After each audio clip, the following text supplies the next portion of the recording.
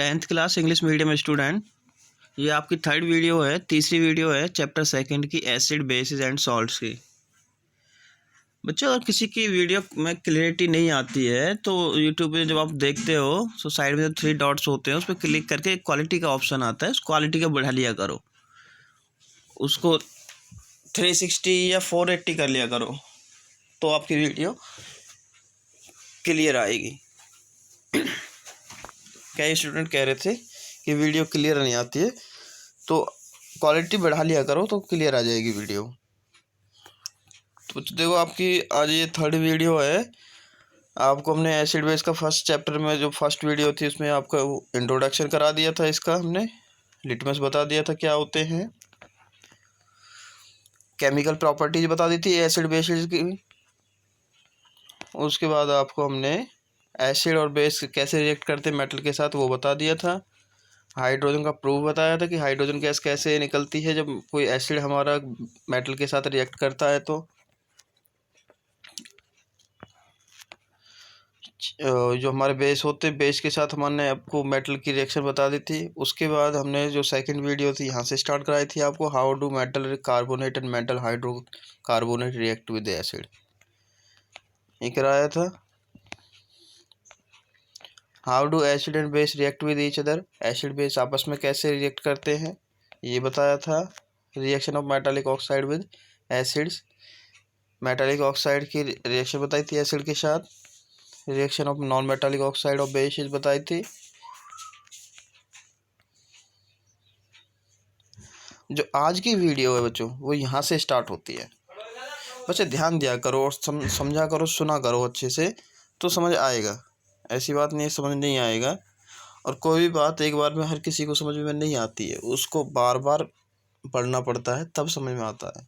एक बार समझ में नहीं आती है वीडियो तो दोबारा देखो, दोबारा नहीं आती तो तीसरा कर देखो, आ जाएगी समझ में। ये बात तीसरी टाइम में आपको बिल्कुल समझ आ जाएगी। किसी किसी को फर्स्ट टाइम में आ जाती है, किसी को सेकंड टाइम में आती है, किसी को थर्ड टाइम में आती है।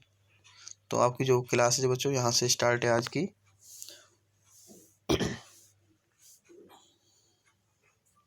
What do all acid and all basis have in common, मतलब जो सभी एसिड्स होते हैं और बेसिस होते हैं हमारे, उनमें क्या कॉमन होता है, कॉमन क्या होता है उनमें ये बताना।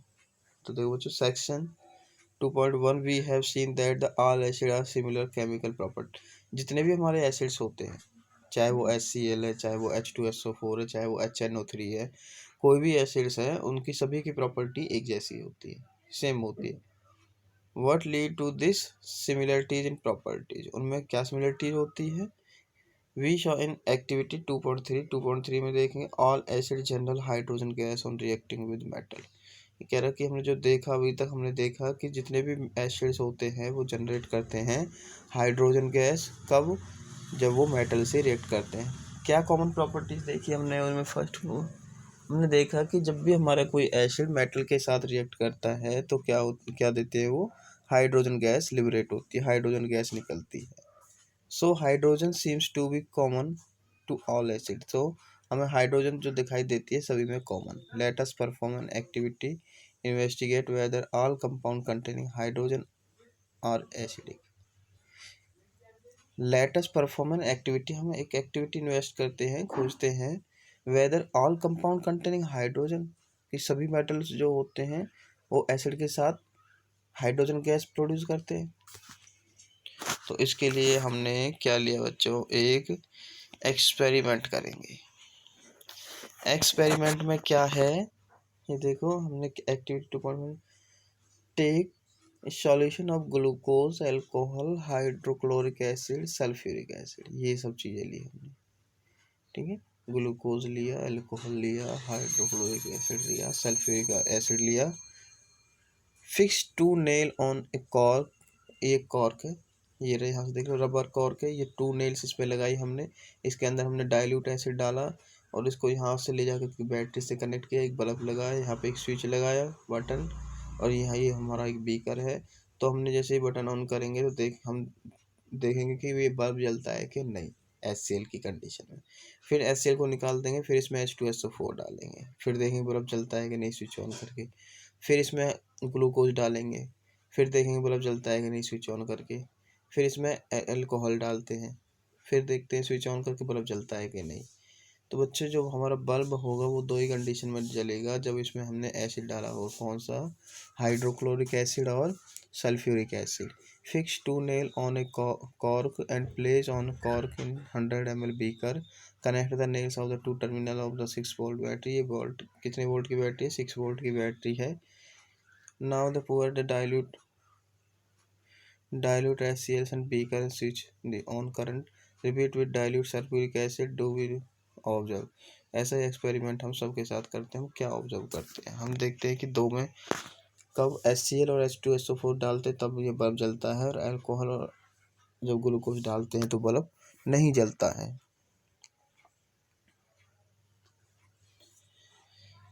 ये देखिए, the bulb will starting glowing in case of acid, जब हमने एसिड डाला, as so in figure 2.3, but you will observe that the glucose alcohol solution do not contain electricity. वो उसके अंदर इलेक्ट्रिसिटी पास नहीं होती है, किसके अंदर, बल्ब कब नहीं जलेगा भाई। एक जो हमने आपको बताया था इसमें, ये देखो, एक जो नेल है वो यहाँ पे, एक नेल यहाँ पे, तो जो जब ये जो सॉल्यूशन है इसके अंदर, इसमें हाइड्रोजन आयंस या आयंस फ्लो होंगे, तभी तो बल्ब जलेगा, तभी तो ये करंट पूरे में सर्किट बनेगा। एक मिनट, ये सर्किट तभी तो कंप्लीट होगा। ये कब जला, जब इसके अंदर एसिड था, H2SO4 या HCl। जब इसमें अल्कोहल या वो था ग्लूकोज, तब ये नहीं ग्लो किया।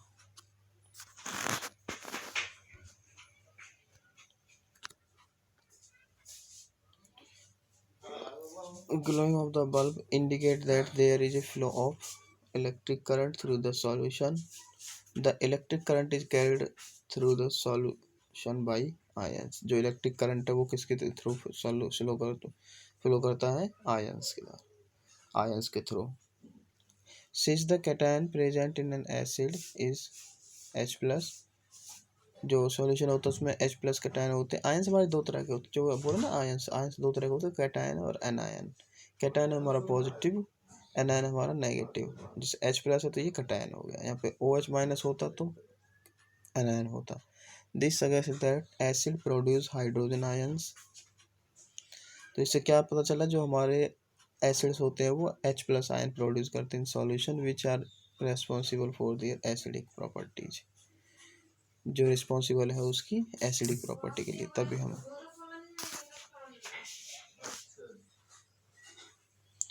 Repeat the same activity using alkalis such as solution hydroxides, calcium hydroxide, what you can. और जो ऐसे ही एक्सपेरिमेंट हमने किसके साथ करने हैं, सोडियम हाइड्रोक्साइड। सोडियम हाइड्रोक्साइड क्या है, हमारा बेस। तो ऐसे ही हमने जो एक्सपेरिमेंट करने हैं वो सभी बेसिस के साथ करने हैं। उनमें क्या होता है, नेक्स्ट टॉपिक है बच्चों, ध्यान देना, फिर से ध्यान देना। What happen to an acid और base in a water solution. क्या होता है एसिड और बेस का जब हम उनको वाटर के अंदर डिजोल्व करते, वाटर के अंदर उनको घोलते हैं।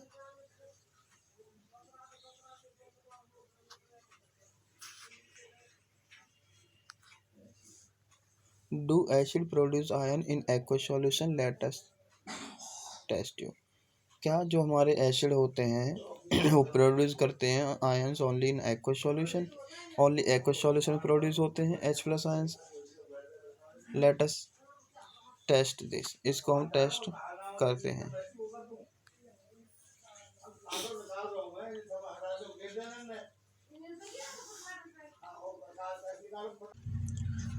तो इसमें लिखा बच्चों व्हाट हैपन्स, ये यहाँ से देखो, व्हाट हैपन्स इन एसिड और basis in water. Acid basis का क्या होता है वाटर के सॉल्यूशन। तो पहले क्या करेंगे हम, इसके अंदर हमने NaCl लिया, सूखा NaCl, ठीक है जी, सॉलिड फॉर्म में। इसके अंदर हमने कॉनिकल फ्लास्क से क्या डाला, H2SO4। जब H2SO4 और NaCl की रिएक्शन होगी तो क्या बनेगा हमारा, Na2SO4 और HCl। तो यहाँ से हमें प्रिपेयर होकर के क्या मिल जाएगी, HCl गैस मिल जाएगी, ठीक है जी। ये दिखा रखा है यहाँ पे, ये रहा प्रिपरेशन ऑफ HCl गैस। तो यहाँ से हमारी एसिल गैस प्रिपेयर हो जाएगी। तो जब एसिल गैस यहाँ से निकलेगी तो इसके पास हम क्या लगाएंगे, लिटमस पेपर लगाएंगे। एक तो बिल्कुल सूखा लिटमस पेपर लगाएंगे, एक लगाएंगे मॉइस्ट लिटमस पेपर। मॉइस्ट का मतलब थोड़ा सा गीला हो।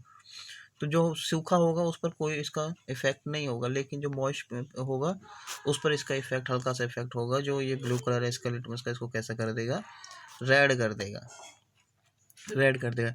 इससे हमें क्या पता चलता है बच्चों, इससे हमें पता चलता है कि जो हमारे हाइड्रोजन आयंस हैं, इन्हें सेल जो प्रोड्यूस कर रहा है वो presence of water, in presence of water के प्रेजेंस में, जो मॉइस्ट जो हमने लिटमस लिया था उसमें वाटर था ना, तभी तो उसने उसको ब्लू को रेड किया था। The preparation of H plus ions from the HCl molecules cannot occur in the absence of water। वो एब्सेंस की वाटर में H plus ions उसमें प्रोड्यूस नहीं हो सकते। और जो H क्यों नहीं हो सकते, क्योंकि जो हमारा H है वो हमारा सिंगल नहीं रह सकता, वो किसके साथ जुड़ जाता है, H2O के साथ। तो क्या बनाता है वो, हाइड्रोनियम आयन H3O, ये बना रहा HCl प्लस H2O। HCl का H किसके साथ जुड़ गया, वाटर के साथ, ये क्या बन गया, H3O पॉजिटिव और Cl minus. Hydrogen ions can not exist alone but they exist, ये बोला ना, हाइड्रोजन आयन अकेला नहीं रह सकता, वो किसी के साथ कंबाइन होकर के रह सकता है। The hydrogen ion must always show in, ये ऐसे दिखाते हैं इसको, इसको हम हाइड्रोजनियम आयन बोलते हैं। We have seen that the acids give H3O positive H plus ions in water। let us see the what happens if the base is dissolved in water। जब बेस को हम वाटर के अंदर डिजोल्व कर दें तो क्या बनता है हमारा, ये OH माइनस। और जब हम एसिड को वाटर के अंदर डिसॉल्व करते हैं तो क्या बनता है H3O। ठीक है बच्चों, यहाँ पे दो चीज़ आपको याद रखनी है, देखो ध्यान देना। जब हमारा एसिड जो वाटर के अंदर डिजोल्व होता है तो H3O पॉजिटिव बनता है, ठीक है, हाइड्रोनियम आयन। और जब हमारा बेस वाटर के अंदर डिजोल्व होता है तो OH माइनस बनता है, ये आपको याद रखना है, ठीक है। ये अदर एग्जांपल्स हैं इसके।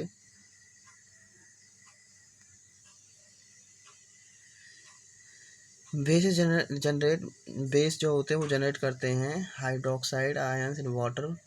Basis which are soluble in water और कॉल्ड एल्कली। और जो हमारे बेस वाटर के अंदर डिजोल्व होते हैं उनको हम क्या बोलते हैं, एल्कली बोलते हैं। All basis do not dissolve in water, लेकिन सभी जो बेस होते हैं वो वाटर के अंदर डिजोल्व नहीं होते। जो वाटर के अंदर जो डिजोल्व होते हैं जो बेस, उनको हम एल्कली बोलते हैं, एल्कली, ठीक है जी। An alkalis base is dissolve in water, they are soapy in touch. वे कैसे होते हैं, टच में शॉपी होते हैं। बे जो क्षार हो, सॉरी, जो हमारे एल्कली होते हैं जो वाटर के अंदर डिजोल्व होते हैं वो शॉपी होते हैं टच करने में, बिटर में, और एंड कॉरेसिव। और टेस्ट करने में कैसे होते हैं, बिटर होते हैं, कड़वे। नेवर टेस्ट टू टच, और कभी भी हमें उनको टच ना करना चाहिए, ना ही उनको टेस्ट करना चाहिए, क्योंकि वो हमारे लिए कैसे होते हैं, हार्मफुल होते हैं। इसके बाद देखो बच्चों, now as we have identified that all base generate H plus, जितने भी हमारे एसिड होते हैं वो जनरेट करते हैं हमारे H plus ions, and all base generate OH। और जितने भी हमारे बेसिस होते हैं वो क्या जनरेट करते हैं, OH minus. We can view the neutralisation reaction as, हम न्यूट्रलाइजेशन रिएक्शन को इस तरीके से देख सकते हैं। जैसे मान लो हमारा ये जो एसिड है HX, हमको पता है एसिड में H तो होता ही होता है, X की जगह कुछ भी हो सकता है। मान लो अगर H2SO4 होता तो SO4 है, यहाँ पे HCl होता तो Cl होता है X की जगह, तो X की जगह कुछ भी हो सकता है, तो ये हमने X लिख दिया। और जो ये बेस है इसमें MOH होता है, OH तो हो ही गई, M की जगह कुछ भी हो सकता है, NaOH हो सकता है, CaOH हो सकता है, Ca हो सकता है, M की जगह Na हो सकता है। तो हम जब इनकी रिएक्शन होती है तो X और M को एक जगह लिख देते हैं, और ये H और OH मिलकर के क्या बन जाता है, वाटर बन जाता है, ये बन गया, ठीक है बच्चों। Let us see the involve this when water is mixed with an acid or base। Let us see what is involved when water is mixed with an acid or base। हमने देख लिया ऊपर, ठीक है, क्या होता है जब पानी, जब वाटर मिक्स होता है एसिड के साथ और बेस के साथ।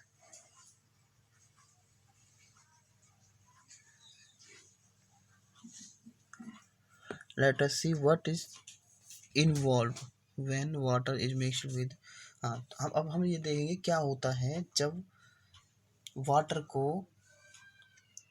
एसिड के साथ मिक्स करते हैं या बेस के साथ मिक्स करते हैं। बहुत इंपॉर्टेंट बच्चे, यहाँ से एक क्वेश्चन अराइज होगा आपका, बहुत इंपॉर्टेंट क्वेश्चन है अराइज होने वाला है यहाँ से। देखो ये कह रहा है take 10 ml water in beaker, water के अंदर 10 ml बीकर के अंदर वाटर लिया, add few drops of concentric H2SO4 it is swirl and beaker slowly touch the base of the beaker, उसके बेस को टच करके देखेंगे तो वो गर्म हो जाएगा। इनके टेम्परेचर में चेंज होगा, is there change in temperature, yes. Is there exothermic and endothermic process, yes exothermic भी है एंडोथर्मिक भी है।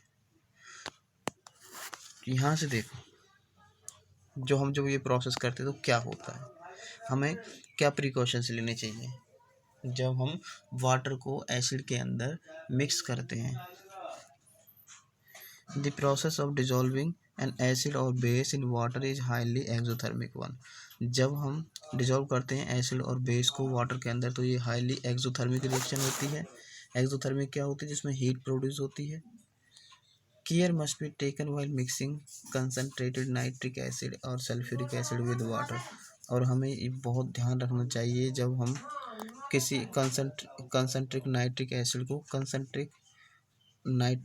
को या सल्फ्यूरिक एसिड को वाटर के अंदर मिक्स करते हैं। कंसंट जो यहाँ पे ये वर्ड आया कंसनट्रेटेड, कंसनट्रेटेड का मतलब होता है हमारा नाइट्रिक एसिड, ऐसा नाइट्रिक एसिड जिसमें नाइट्रिक एसिड की क्वांटिटी ज़्यादा हो और वाटर की क्वांटिटी कम हो। अगर कंसनट्रेटेड की जगह डाइल्यूट होता तो डाइल्यूट का क्या होता है, जिसमें नाइट्रिक एसिड की क्वांटिटी कम हो और वाटर की ज़्यादा हो। लेकिन कंसनट्रेटेड में नाइट्रिक एसिड की क्वांटिटी ज़्यादा है और वाटर की कम है। The acid must always be added slowly to water with constant stirring। ये कह रहा है कि हमें एसिड को धीरे धीरे करके स्लोली वाटर के अंदर ड्रॉप बाई करके डालना चाहिए, कांस्टेंट स्टीरिंग, और उसको हिलाते रहना चाहिए। पानी को वाटर जो लिया उसको हिलाते रहो और उसके अंदर drop by drop acid mix करते रहो। If water is added to concentrated acid, अगर हम वाटर को कंसनट्रेटेड एसिड के अंदर ऐड करते हैं, हमें किसके अंदर करना बच्चों, वाटर के अंदर एसिड डालना है drop by drop slowly stirring के थ्रू। हमें इसमें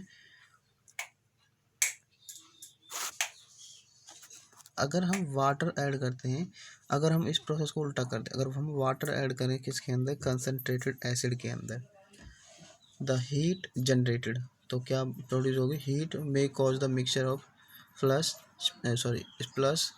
आउट, और जिसके कारण हीट प्रोड्यूस होगी और जिसके कारण वो मिक्सचर प्लस हो सकता है, मतलब वो बाहर आ जाएगा। जैसे चाय और दूध होती है ना, वो फन करके बाहर आ जाते हैं, ऐसे उसको बोलते हैं प्लस एंड आउट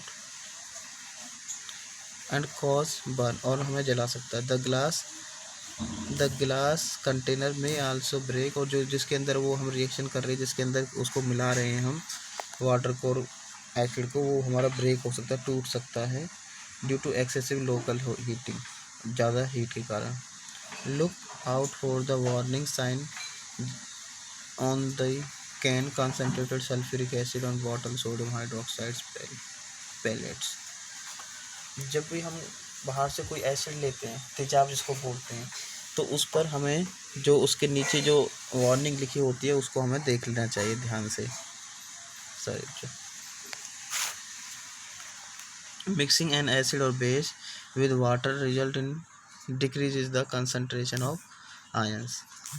जब हम एसिड के अंदर या बेस के अंदर वाटर मिलाते हैं तो वो उसकी कंसंट्रेटेड को क्या कर देता है, लो कर देता है। ठीक है, अगर हम एसिड के अंदर मिलाते हैं तो H3O पॉजिटिव की कंसंट्रेशन कम होती है, और हम बेस के साथ मिलाते हैं तो OH की कंसंट्रेशन कम होती है। Such process is called dilution, ऐसे प्रोसेस को क्या बोलते हैं, डाइल्यूशन। एंड द एसिड और base is said to be diluted, और हम उस एसिड और बेस को क्या बोलते हैं कि ये क्या हो गया है, डाइल्यूट हो गया है।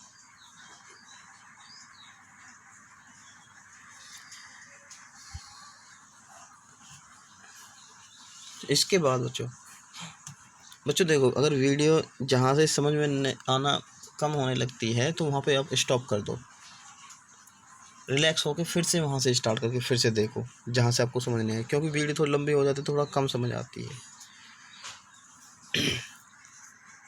इसके बाद देखो बच्चों, हाउ स्ट्रॉन्ग एसिड और बेस सॉल्यूशन। स्ट्रॉन्ग बेस और स्ट्रॉन्ग एसिड का हम कैसे पता लगाएंगे कि कोई सॉल्यूशन हमारे पास स्ट्रॉन्ग है या कोई सॉल्यूशन हमारे पास वीक है। जैसे मान लो हमको कोई एसिड का सॉल्यूशन दे दिया, उसका हम कैसे पता लगाएंगे कि ये जो एसिड सॉल्यूशन है ये हमारा वीक है कि स्ट्रॉन्ग है। या कोई बेस दे दिया, बेस वो हमारा स्ट्रॉन्ग है या फिर वीक है। तो इसके लिए क्या है,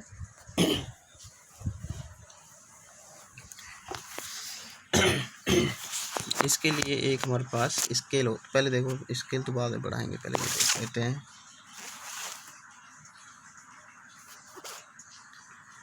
We know how acid base indicator can be used to distinguish between an acid and base। हमारे पास इंडिकेटर होता है एसिड और बेस को आइडेंटिफाई करने के लिए। We have also learn in the previous section, जो हमने पिछले सेक्शन में पढ़ चुके हैं। जो वो होते थे हमारे, जैसे लिटमस होता था एक हमारा नेचुरल इंडिकेटर होता था। दूसरा हमारा कौन सा होता था, सिंथेटिक इंडिकेटर होता था। We have learn previous sections about dilution और decrease in concentration of H plus. ये हम जान चुके हैं, डाइल्यूशन का डिक्रीज हो जाती है कंसंट्रेशन ऑफ H प्लस की और एच आयंस की सॉल्यूशन में, उसको हम डाइल्यूशन बोलते हैं। Can we quantity find out the amount of these present in solution, we can जज द स्ट्रॉन्ग एसिड और बेस। अब हम यहाँ पे क्या पढ़ेंगे, जज करना कि कौन सा हमारा सॉल्यूशन जो अगर बेस है तो वो स्ट्रॉन्ग है कि वीक है।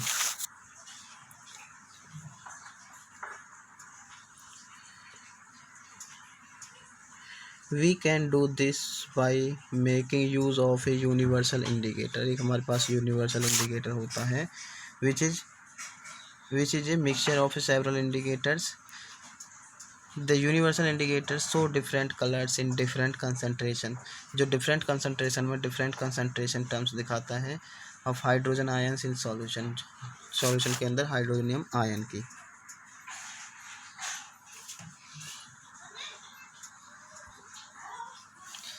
ये यहाँ से जो मेन है, a scale for measuring hydrogen ion concentration in solution. Concentration solution की जो हाइड्रोजन आयन जिसको हम मेजर करते हैं, एक स्केल होता है जिसे कहते हैं पीएच स्केल। ध्यान देना बच्चों, क्या होता है पीएच स्केल, यहाँ पे स्टार्ट करेंगे, ठीक है जी।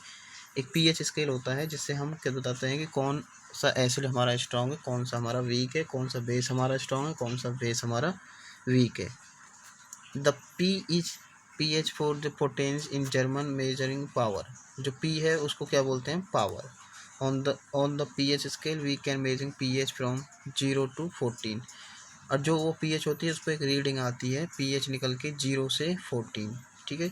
pH should be through a simple as way numbers which is indicator in acidic और basic nature solution. Higher the hydronium ion concentration, lower is the pH value. ये याद रखना, अगर किसी का हाइड्रोनियम आयन कंसंट्रेशन लोअर आती है, नहीं, अगर हाइड्रोनियम आयन हमारा हायर है, जिसमें हाइड्रोजन की क्वांटिटी ज़्यादा होती है, उसकी पीएच वैल्यूज लो होती है। और जिसकी हाइड्रोनियम आयन लोअर होता है उसका पीएच वैल्यू मोर होता है, ठीक है। यहाँ से देखना, अगर हमारा हायर हाइड्रोनियम आयन है तो उसकी पीएच वैल्यू क्या होगी, लो होगी। यहाँ से छोड़ो बच्चे, ये देखो आप,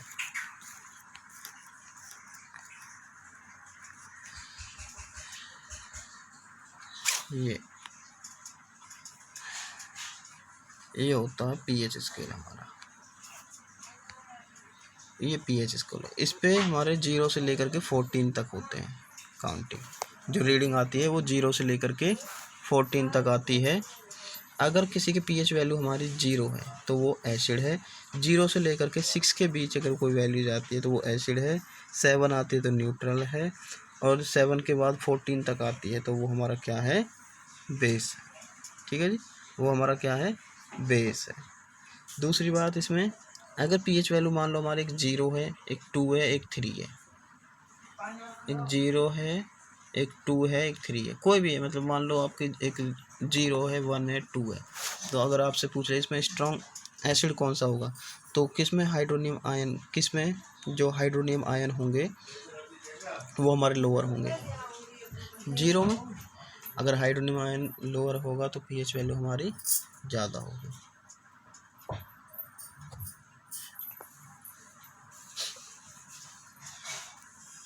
तो हमारा जो ये इसमें से अगर स्ट्रॉन्ग पूछा जाए तीनों में से तो जीरो वाला हमारा स्ट्रॉन्ग होगा।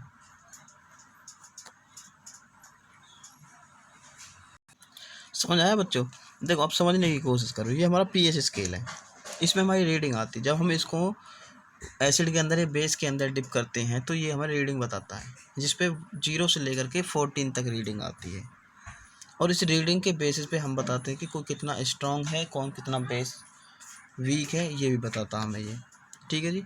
अगर हमारी पीएच वैल्यू 0 से लेकर के 6 के बीच में आती है तो वो हमारा एसिड होता है। 7 पे वो न्यूट्रल होता, ना वो एसिड होता ना वो बेस होता है।